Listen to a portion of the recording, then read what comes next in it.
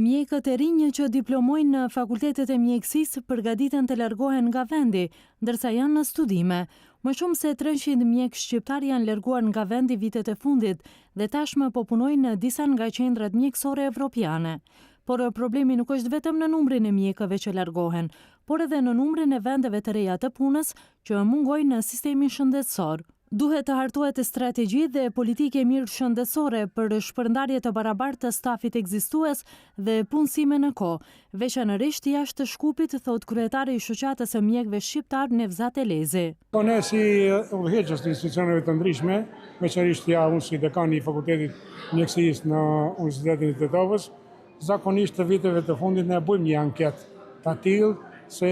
çfarë mendojnë për profesionet e ardhshme ose specializimet e ardhshme të këtyre mjekëve dhe në ndërkohë edhe kemi edhe pyetje të tilla, për shembull, a kanë të regjistruar në një kurs të gjuhëve të huaja, ku pretendon dhe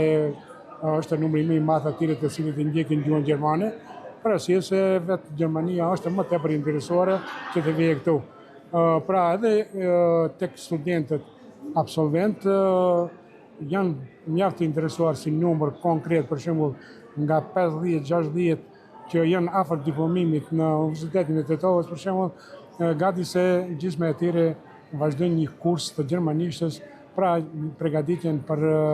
të dalur jashtë. Siç thot Elezi, shumë nga studentët të cilët kanë përfunduar praktikë jashtë vendit, në fund tregojnë tendencë për të kthyer dhe për të qëndruar në Maqedoni. Edhe pse askush nuk ka numër të saktë se sa mjek nga vendi punojnë jashtë, sipas disa të dhënave, rreth 250 largohen nga vendi çdo vit. Ne jemi dëshmitar se vinë kolegë shumë, një numër i caktuar, vinë të marrin një dokument të cilin e jep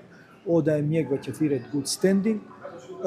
Pa të cilin dokument këta kolegë nuk mund të punësohen në vendet e jashtme, jashtë vendit tonë, mirë po ky numër mund të them se është relativ, edhe pse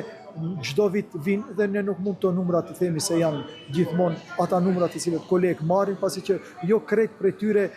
shkojnë dhe sistemohen në vendet e jashtme, kemi edhe prej tyre të cilët e marrin, shkojnë e provojnë disa muaj dhe kthehen përsëri këtu te ne, po gjithsesi ende ekziston trendi i ikjes së kolegëve prej vendit tonë, dhe atë që thatë ju, këta kolegë të cilët kanë shkuar jashtë vendit edhe janë dëshmuar si profesionistë të mirë, edhe normalisht se kanë edhe